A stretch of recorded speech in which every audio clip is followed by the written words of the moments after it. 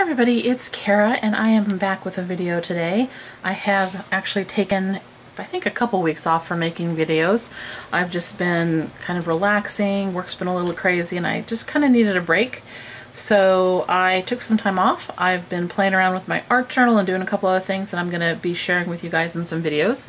And this is the first one. I wanted to show you guys something that I did with these Peerless watercolors.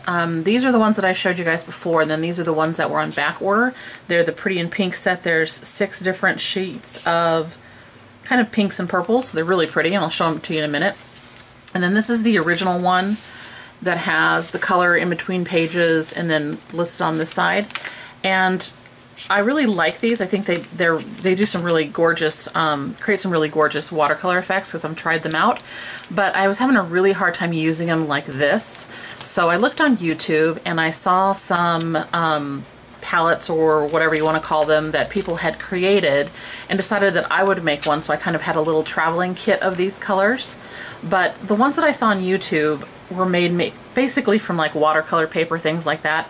And if I travel with these, I wanted it to be a little sturdier. So I took one of the DVD cases that I use to store my clear stamps in and created a kind of Peerless watercolor palette. And basically I just put some pattern paper on both sides, just cut it to match, and it's, let's see, it is slightly under 5 inches by about 7.5, maybe slightly shorter. And basically what I did is I created a little palette inside here. These are the 6 colors. I figured I would like them the most because they're the pinks and purples. And then these are the colors that came in the other set. And I basically cut little squares. I did 1-inch squares over here, and this is 2 by, I think it's 3¼ inch over here.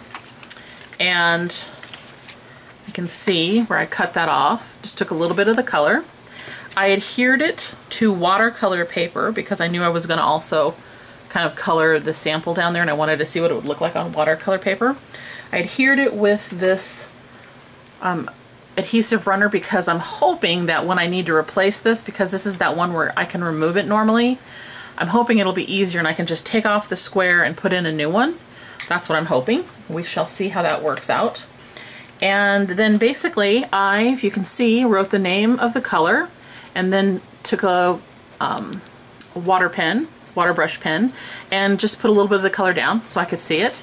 And then what I have between these, I don't know if you guys can see, right here there's these little notches kind of to hold the papers in there if you were actually using this for the purposes of storing DVDs or something.